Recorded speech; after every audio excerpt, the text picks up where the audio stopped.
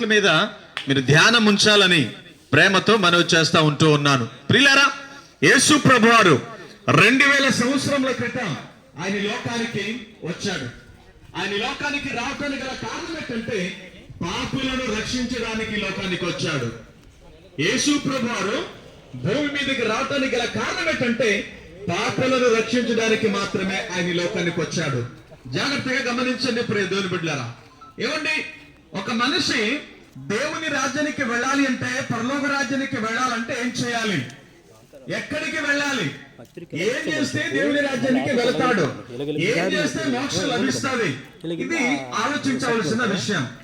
చాలా మంది కూడా ఒకవేళ అనుకుందామండి, డబ్బులు ఖర్చు పెట్టినట్లయితే పరలోక రాజ్యం దొరుకుతుంది అంటే ఖచ్చితంగా మనిషి డబ్బులు ఎంత అని ఖర్చు పెడతారండి. వారి శక్తికి మించిన కొలది వారి డబ్బులను ఖర్చు పెట్టి ఆ యొక్క రాజ్యాన్ని సంపాదించుకోవడానికి ప్రయత్నం అనేది చేస్తూ ఉంటూ ఉంటారు.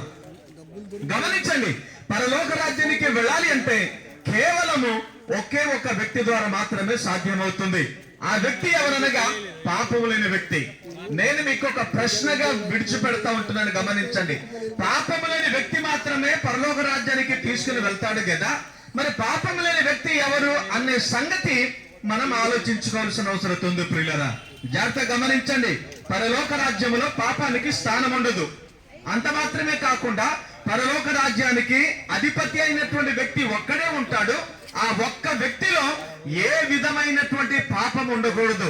కామము, ఏమండి, ఇంకా చెప్పాలంటే కామ, క్రోధ, లోభ, మద, మత్సర్యములు ఏది కూడా ఉండకూడదు. అలాంటి వ్యక్తి అధికారి అనగా మోక్షానికి అధిపతిగా ఉండగలిగే అర్హత ఉంది. గమనించండి ప్రియ గ్రామ ప్రజలారా, ఆ మోక్షం కావాలి అంటే ఈ లోకంలో మనం ఇష్టానుసారంగా బ్రతికేస్తే మోక్షానికి వెళ్ళిపోతామంటే అది అవివేకం. మనకున్న జ్ఞానాన్ని బట్టి, మనకున్నటువంటి ఆలోచనలు బట్టి మనం ఏదేదో మనం చేస్తూ వెళ్ళిపోతుంటున్న పరిస్థితి కానీ వాటి వలన ఎంత మాత్రం కూడా ప్రయోజనం అనేది లేదు. ఎందుకంటే మోక్షములో పాపం ఉండదు.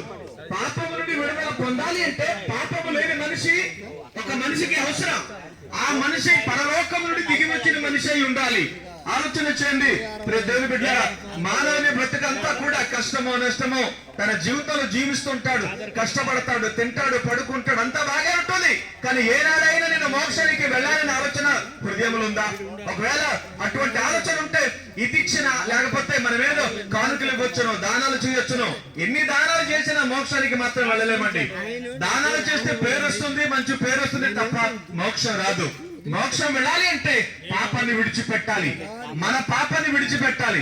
అంత మాత్రమే కాకుండా మోక్షానికి తీసుకుని వెళ్ళగలిగేటటువంటి శక్తి కలిగిన వ్యక్తి గురిని మనం పరిశీలన చేయవలసిన అవసరత ఎంతైనా కూడా ఉంది.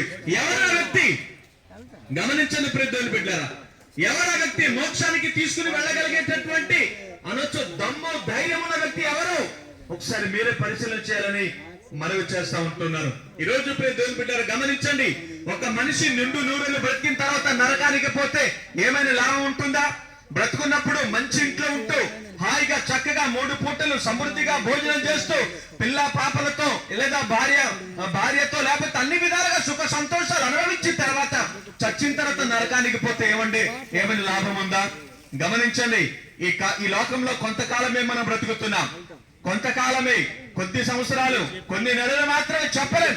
ఎప్పుడు ఎవరు ఏ స్థితిలో ఎప్పుడు ఏమైపోతామో మనకి తెలియదు. కానీ మనము చనిపోయిన వెంటనే దేవుని రాజ్యానికి వెళ్ళాలి అనే ఆలోచన ఒకవేళ మనకు ఉండగలిగితే, లేదండి నాకు దేవుని రాజ్యం కావాలి, మోక్షం కావాలని నువ్వు బ్రతకగలిగితే ఆ పాపం లేని వ్యక్తి ఎవరు ఆలోచించి నువ్వు తెలుసుకోవాల్సిన అవసరం ఎంతైనా ఉంది. గమనించండి ప్రియ గ్రామ ప్రజలారా, ఇదేదో మేమేదో చెప్తున్నది కాదు, కానీ ఒక మంచి మార్గజ్ఞుడి తెలియజేస్తున్నాం. అది పరలోక రాజ్యానికి సంబంధించిన మార్గం తప్ప ఇందులో ఏ రకమైన భేదము లేదు. యేసు ప్రభువును అంగీకరించే మాత్రాన ఏది మారదండి. మతం మారదు, కులం మారదు, భాష మారదు, ప్రాంతం మారదు, ఏమి మారదు. కేవలం మనసు మాత్రమే మార్చుకోమని తెలియజేస్తున్నాం. కాబట్టి ఉదయకాల సమయంలో జాగ్రత్త గమనించండి. మోక్షానికి వెళ్ళాలి అంటే కేవలము యేసు ప్రభు ద్వారా మాత్రమేనని చెప్పడానికి ధైర్యంగా చెప్పగలుగుతున్నాను. ఎందుకంటే యేసు ప్రభు ఒక మాట అన్నారు, నేనే మార్గమును, సత్యమును, జీవము, నా ద్వారా తప్ప తండ్రి యొద్దకు ఎవరు చేరలేరు. తండ్రి ఎక్కడ ఉంటాడు? పరలోక రాజ్యంలో. అనగా యేసుక్రీస్తు ద్వారా మాత్రమే పరలోక రాజ్యానికి వెళ్ళగలిగే అవకాశం ఉంది. కారణం ఏంటంటే యేసు ప్రభువులో పాపము లేదు. ఆయన పాపము లేని వాడికే లోకానికి వచ్చాడు. ఆయన ఈ లోకానికి వచ్చి 33.5 సంవత్సరాలు బ్రతికి చనిపోయి తిరిగి లేచిన మనిషి.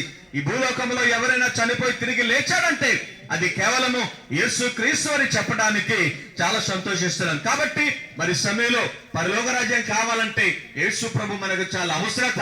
డబ్బు కావాలనో, ధనము కావాలనో, ఆస్తిపాస్తు కావాలనో యేసు క్రీస్తు గురించి తెలుసుకోండి అని చెప్పట్లేదు. కానీ దైవికమైన రాజ్యం కావాలి అంటే ఖచ్చితంగా ఆయన ద్వారా మాత్రమే సాధ్యం. నమ్మినా నమ్మకపోయినా, విశ్వసించినా విశ్వసించకపోయినా, మనసు పెట్టినా పెట్టకపోయినా ఆయన మాత్రమే మోక్షానికి అధిపతి. ఆయన ద్వారా మాత్రమే మానవునికి మోక్ష రాజ్యము.